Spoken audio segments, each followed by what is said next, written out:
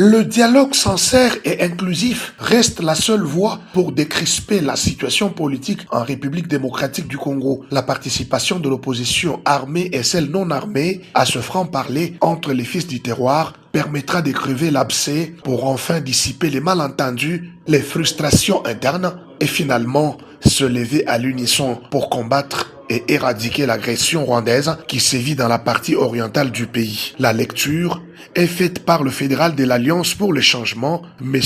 Silas Kabang, qui estime que l'issue du dialogue apportera la paix. Dans une maison, dans un foyer, là où il n'y a pas de dialogue, il n'y aura jamais la paix. Un homme et sa femme qui ne dialoguent pas, c'est un chaos. De la même façon, le dialogue résout tout. Quand nous allons nous rencontrer, tous les Congolais se réunissent, chacun va parler ce qu'il cache dans son fin fond. On va poser la question, toi pourquoi tu as pris les armes? Il va dire, vous pourquoi vous voulez changer la constitution? Ils vont dire, ainsi de suite, chacun va parler. Et quand on parle, on trouve une solution et on se pardonne. Quand on se pardonne, c'est la paix déjà. Parce que chacun doit parler et après ça va terminer à parler. On trouve une solution, on se pardonne.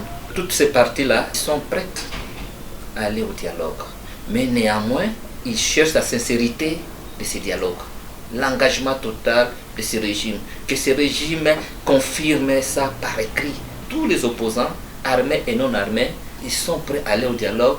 Néanmoins, si le président confirme sa sincérité. La sincérité du chef de l'État, oui, c'est ce que l'opposition attend. Mais aussi, la confirmation du dialogue par un acte écrit. Ajoute la même source, aucune crainte quant aux conditions de participation. Et nous avons beaucoup crié sur le problème du changement de la constitution, sur le problème du troisième mandat, sur le problème du dialogue.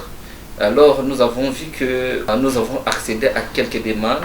La concrétisation, le président a convoqué le dialogue et la Cour constitutionnelle a essayé de déclarer incompétente d'examiner la loi référendaire, mais là nous attendons seulement l'ordonnance pour confirmer la convocation du dialogue.